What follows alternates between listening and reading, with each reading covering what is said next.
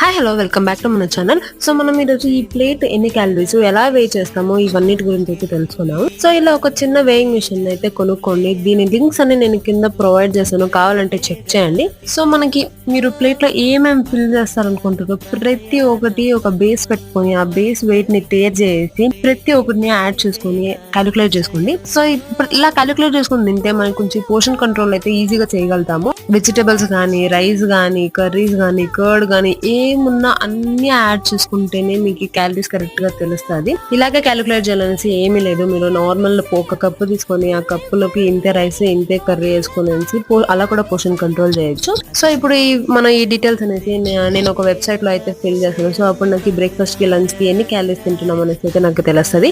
ఈ website link నేను కింద ప్రొవైడ్ చేస్తాను, చెక్ చేయండి. యాప్ కావాలంటే ఫ్యాట్ సీక్రెట్ అనేది అయితే మంచి యాప్, అది కూడా ట్రై చేయండి. అండ్ ఈ వీడియో అయితే మీకు హెల్ప్ఫుల్ అయింది అనుకుంటున్నా. అంతే, ఇంకా రోజుకి బాయ్.